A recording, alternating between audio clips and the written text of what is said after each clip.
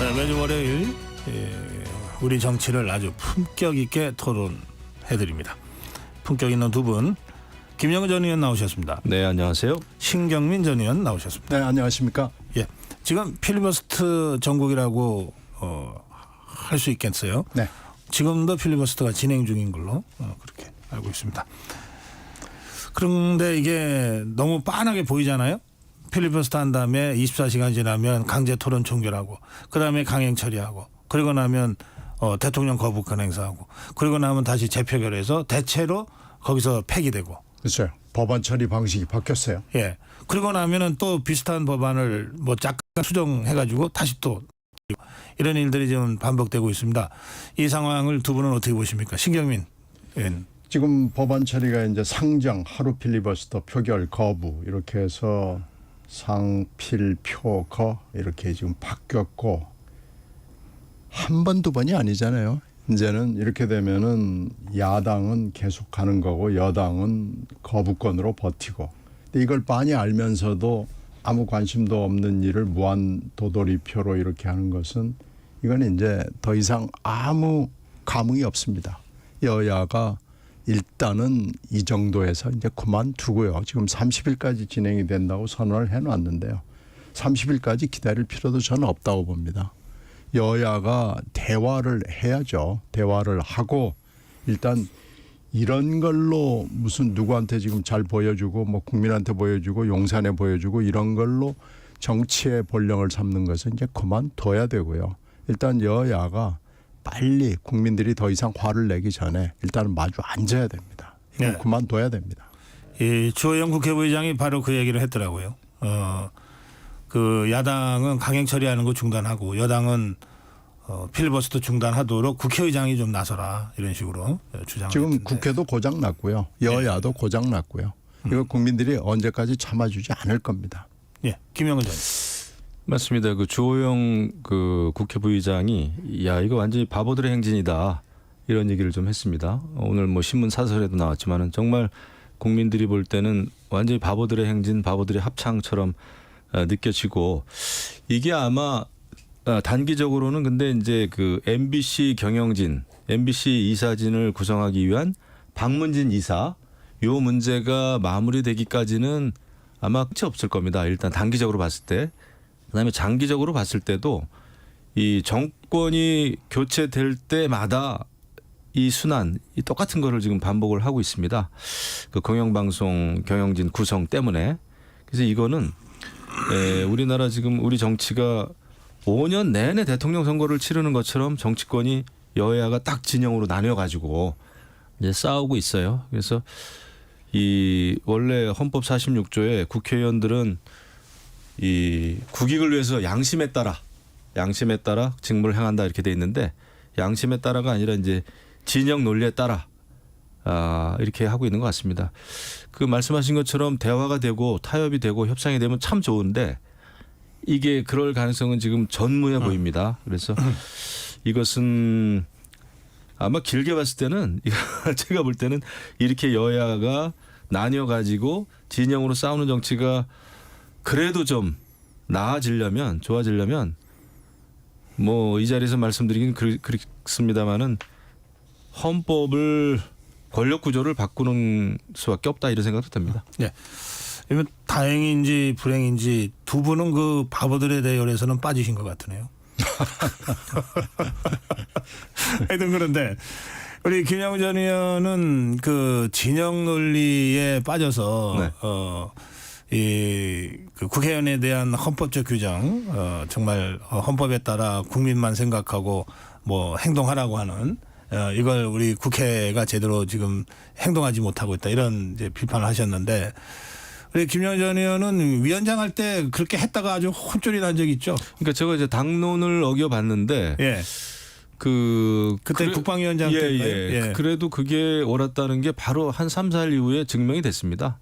모든 게 정상화됐고, 그런데 그렇게 당론을 어긴다는 게 쉽지가 않아요. 솔직히 말씀드리면.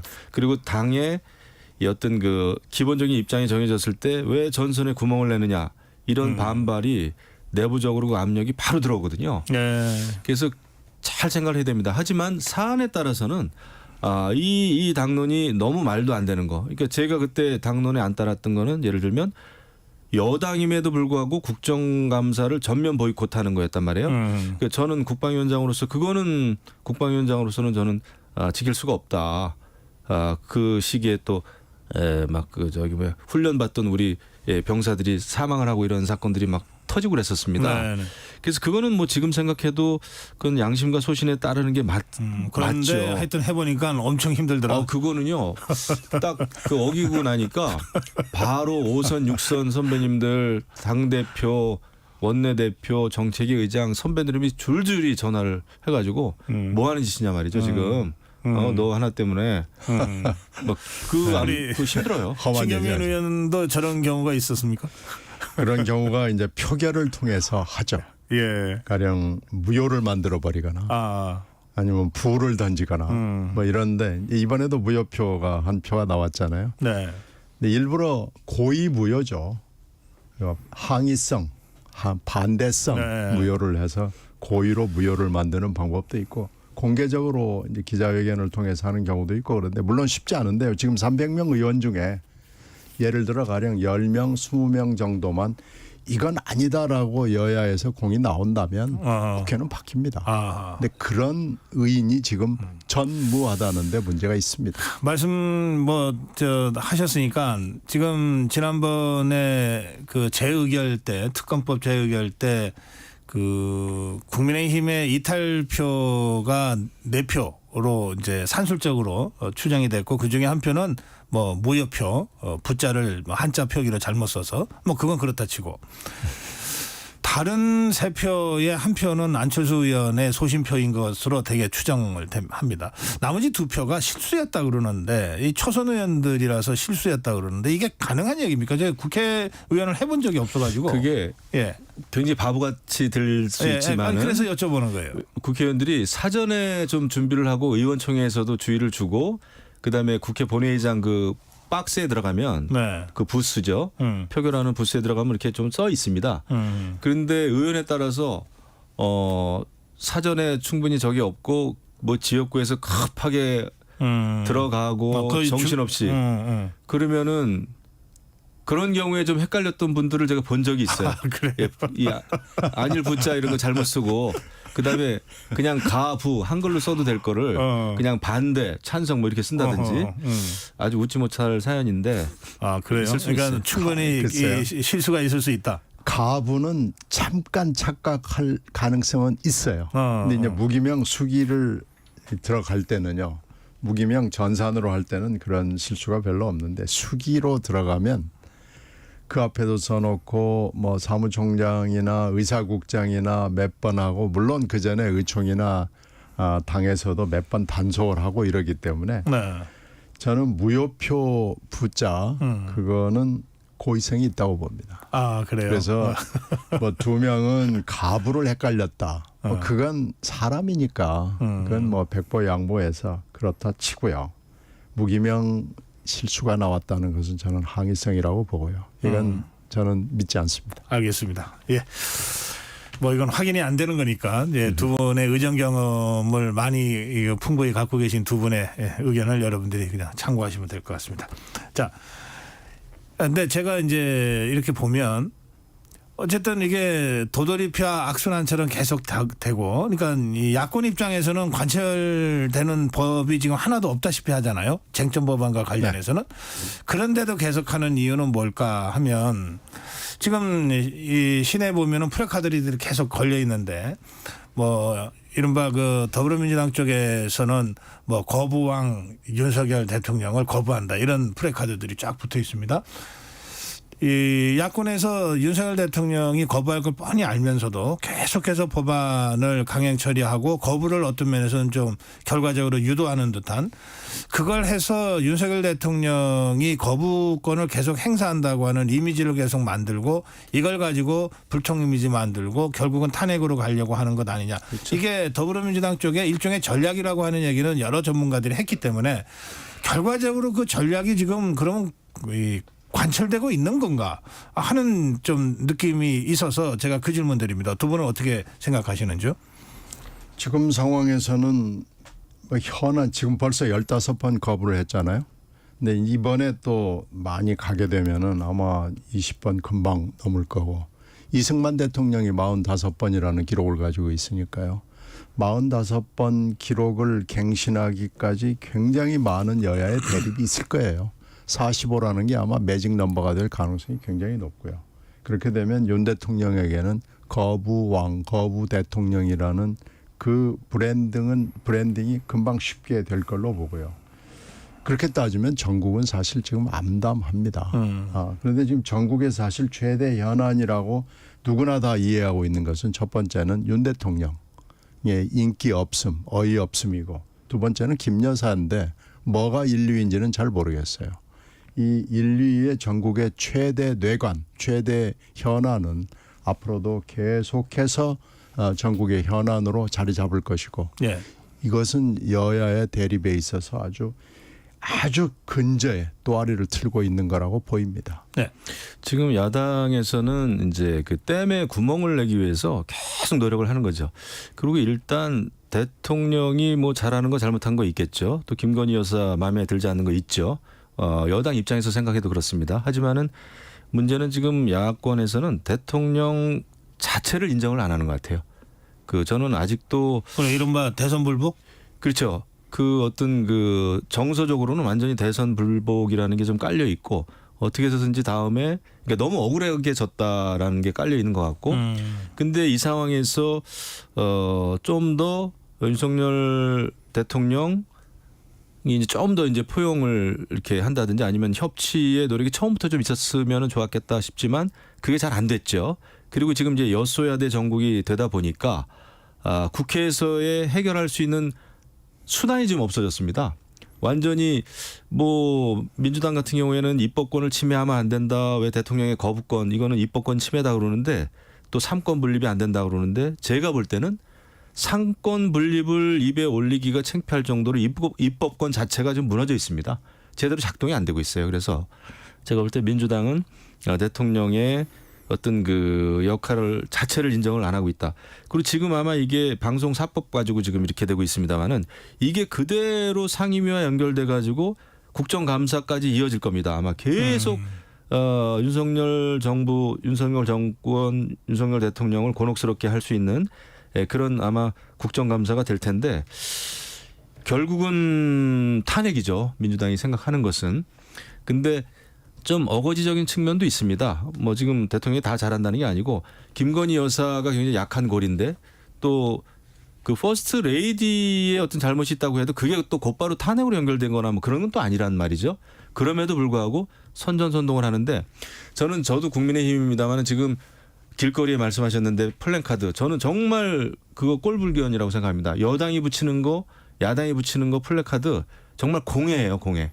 그거 봐가지고 그 마음이 동할 그 유권자도 없고 네. 완전 돈 낭비라고 생각을 해요.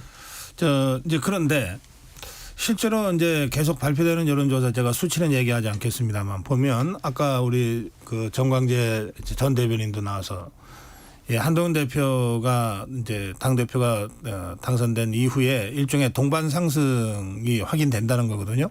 반면에 또 여러 여론조사나 전문가들이 이런 상황에서도 민주당은 지금 그 지지율이 그렇게 계속 좀 별로 안 좋게 나온다는 거예요.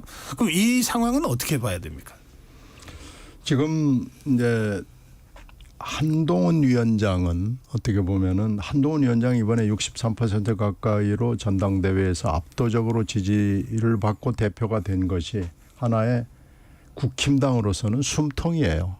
그러니까 국힘당 당원들 그게 당심하고 민심이 똑같이 나왔다는 걸로 봤을 때는 당심은 한동훈에게서 어떤 검사이긴 하지만 검사 출신이긴 하지만 한동훈에게서 하나의 어떤 희망을 찾아보자라는 것을 이번에 표출을 한 거예요. 그것이 이제 민심하고 맞닿아 있는 대목인데요. 일단 민주당 입장에서는 좀 답답한 측면이 있죠. 이번에 전당대회가 뭐 좀 전당대회 비슷한 모습으로 갔으면 좋았을 텐데 그렇게 지금 안 되고 있잖아요.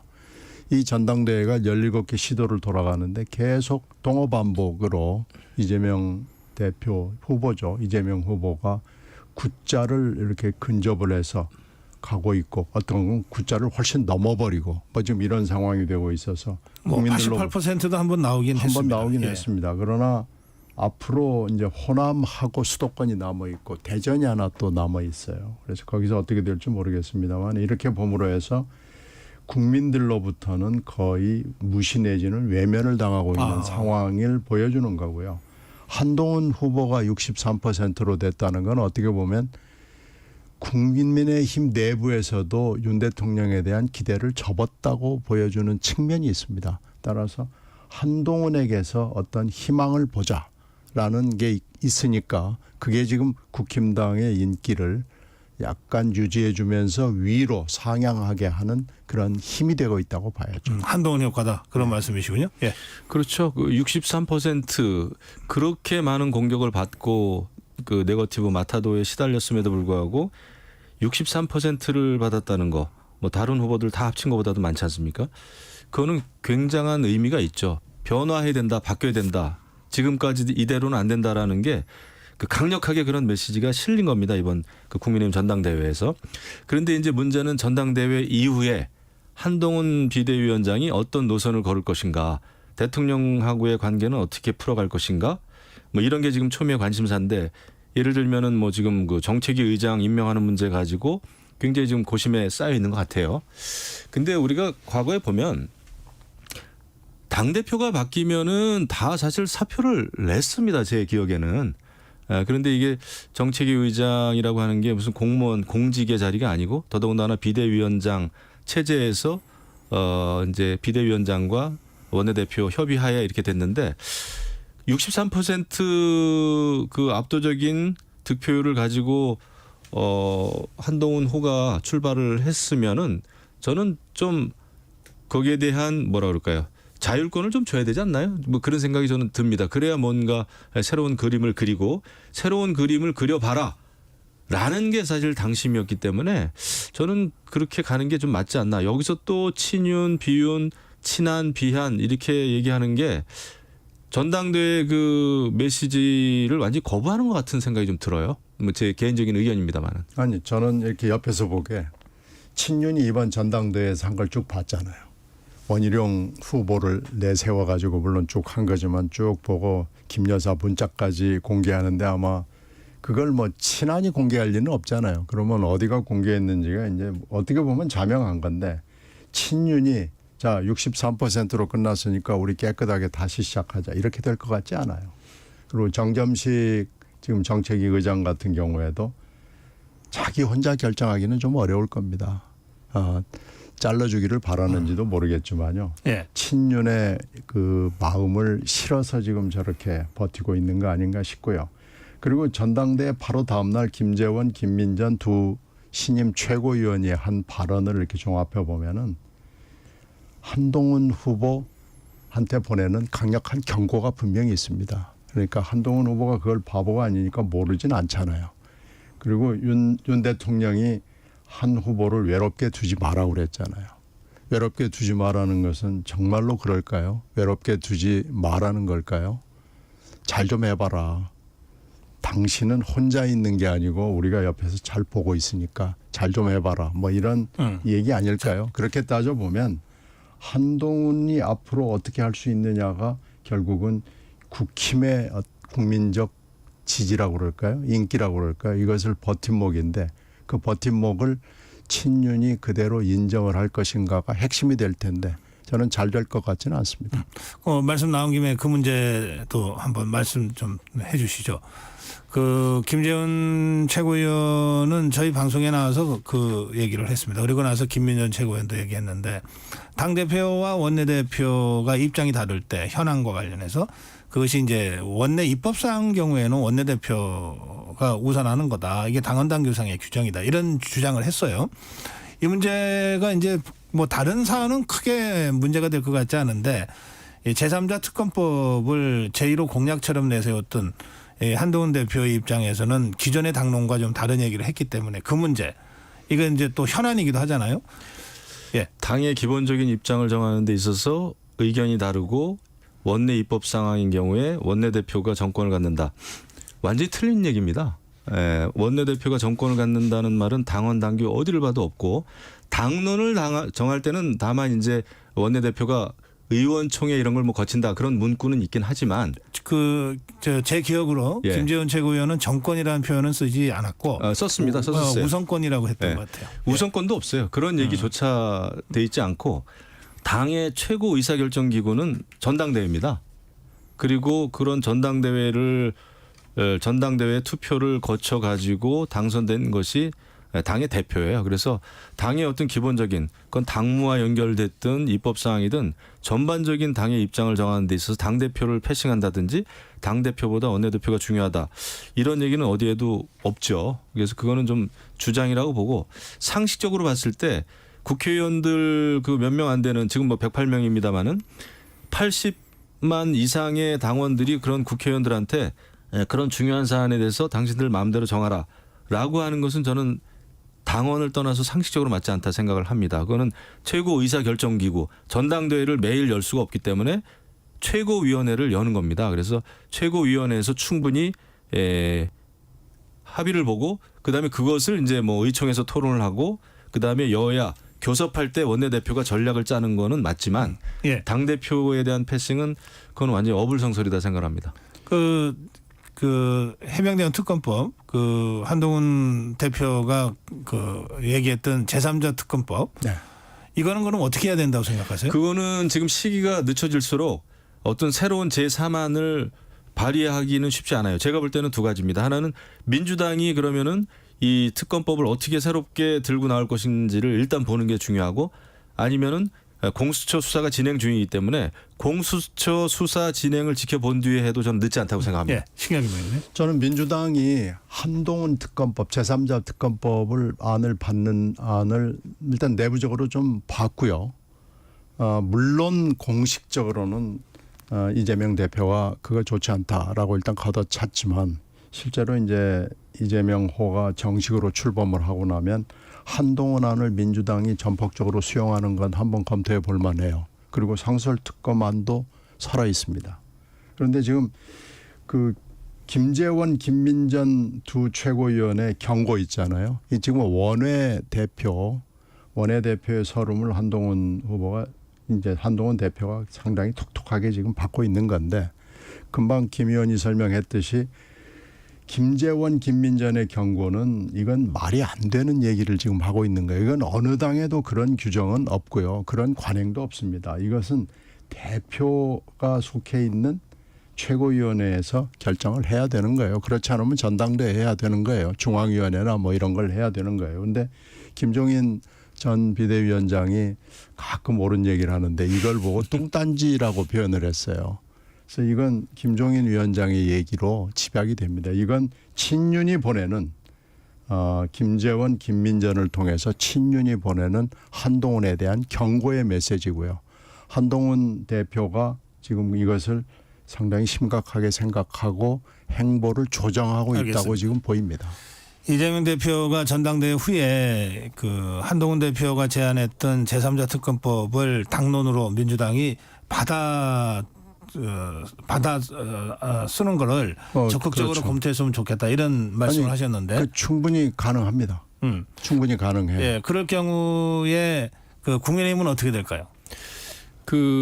잘 봐야 되죠. 지금 일단 민주당이 그렇게 나올 때까지 미리 저희가 짐작해서 만약에 민주당 이재명 대표가 제3자 특검 추천안을 적극적으로 뭐 발의하자 이런 얘기가 나오기도 전에 국민의힘이 움직일 필요 절대 없다고 봅니다. 왜냐하면 이미 이재명 당대표 지금 후보입니다마는 한동훈 안에 대해서 거부를 했고 그다음에 강성 지지층들은 여전히 거부할 가능성이 큽니다. 여당하고 야합했다. 그러니까 그쪽 사정을 보고 그렇습니다. 저는 전략적으로 예. 굳이 한동훈 대표가 지금 얘기를 꺼낼 필요는 없다고 봅니다. 알겠습니다. 이진숙 방통위원장 후보자 청문회가 3일 동안 진행됐고 그 다음 날은 또 현장 검증까지 갔습니다. 그리고 또 8월 2일 날은 또 증인 채택을 지금 한 상태입니다. 예, 어떻게 보셨습니까? 예. 뭐 아주 갑갑한 노릇이죠. 뭐 이진숙 방통위원장 후보에 대해서 대통령이 임명하면 또 바로 탄핵하겠다라는 게 기본적인 민주당의 방침이기 때문에 네. 지금 보면은 방통위원장 후보의 인사청문회 자체가 저는 의미가 없다고 생각합니다. 제가 청문회 과정도 쭉 보니까 네. 굉장한 그 면박주기 뭐 이런 걸로 이제 초지일관하던데 그래서 이것은 결국 여야 간의 강대강 대치 속에서 이루어지는 하나의 작은 그냥 이벤트에 불과하다고 생각이 들어요. 예, 신경민 의원님. 저는 처음부터 이진숙 후보자는 자격이 없어요. 제가 너무나 잘 아는 회사 동료였고 제 후배였고 그런데 처음부터 이거 물론 일회용이라고 생각해서 이진숙 후보를 방통위원장으로 했을 것 같아요. 이건 뭐 어차피 며칠 못 가는 방통위원장이다라고 본 것 같은데 이건 잘못된 인선입니다. 예. 시간이 없어서 마지막 질문 드리겠습니다. 이 임성근 사단장 구명 로비 의혹과 관련해서 권성동 의원이 이게 그 김규현 변호사와 JTBC와 민주당 의원이 합작한 일종의 그 게이트다 이렇게 주장을 지금 계속하고 있습니다. 이 문제는 어떻게 풀어가야 된다 생각하십니까? 일면 이것은 뭐 더 구체적인 게 나와야 되겠습니다만은 그 민주당의 장경태 의원이 그 단톡방에 있는 어떤 의원하고 통화했던 그 내역이 좀 밝혀졌잖아요. 이걸 다 기획하고 작업한 사람이 이제 김규현 변호사다 이런 얘기를 장경태 의원이 직접 한 것으로 이렇게 보이는데 그런 측면이 있다고 봅니다. 민주당에서 이것을 그냥 순수한 어떤 공익 제보라기보다는 뭔가 한번 김건희 여사 관련해 가지고 좀 터뜨려 보자라는 의혹도 상당히 앞섰다. 이런 생각이 좀 듭니다. 신경민 의원님. 이게 전형적인 메신저 공격에 해당해요. 근데 이제 문제는 이 사람이 뭐 민주당에서 공천을 받으려 했다, 안 했다, 뭐 누구하고 만났다 이런 게 중요한 게 아니고 팩트일 겁니다. 결국 그 팩트를 확인을 해서 그 팩트가 맞다 그러면 그 사람이 무슨 일을 했건 또 어떤 행동을 했던지 간에 팩트가 맞다 그러면 그것은 움직일 수 없는 것이고 그거에 따라서 이 사람의 그 메시지를 가지고 판단하는 게 맞다고 보고요. 이것도 금명간에 판가름이 날 겁니다. 네, 팩트가 중요하다. 이미 그 논란이 됐던 사람들이 김규현 변호사를 지금 고소한 상태니까 뭐 경찰 수사를 통해서라도 팩트 체크가 되는 것이 중요하다. 그런 뭐 그렇게 말씀이시군요. 앞으로 방향을 그렇게 흘러가겠죠. 예, 오늘 여기까지 하겠습니다. 두 분 말씀 잘 들었습니다. 고맙습니다. 네, 품격 토론 김영우 전 의원, 신경민 전 의원과 함께했습니다.